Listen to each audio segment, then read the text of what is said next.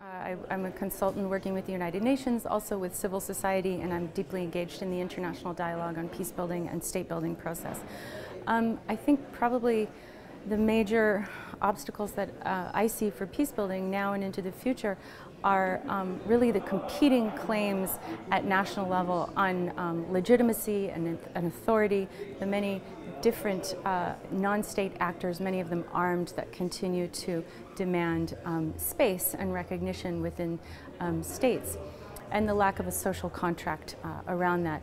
Related to that, I think also is an ongoing need for the international community, international actors to really understand and recognize and admit to drivers of conflict that have sources internationally, and to actually work very intently on engaging those two.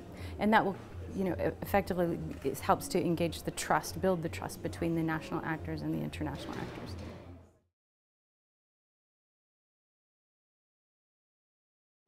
I think that we have some of the foundations for that in place, and so I think it's building upon those and seeing them to fruition.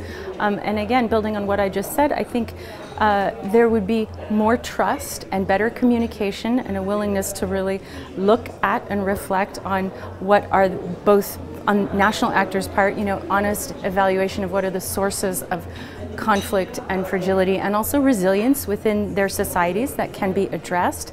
And to be very open and to continue to work on those in a very intentional way. And similarly within the international community, understanding and actively being willing to change the way we do business and the way that international actors undertake development. For example, our consumption patterns, the regulation, participating in fair trade, just as an example. And so again, having the clear mechanisms and processes that build that trust and awareness between national actors and international actors.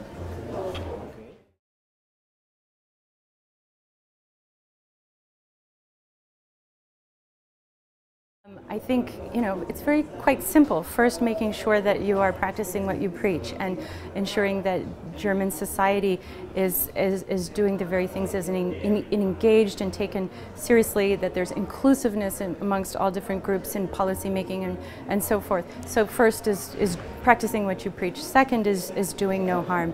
Really paying attention to ensuring that the policies and principles that are being promoted by the German government are actually contributing to peace and not creating conditions to undermine it.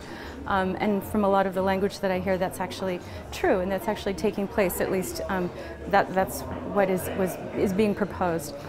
And then lastly, I think it's really trying to contribute to this notion of local and national peace building, and not imposing plans and templates and methodologies and strategies, but actually working with national actors in ways that accompany them and allow them to figure out ways to resolve their own problems, and supporting them with resources and space to be able to do that.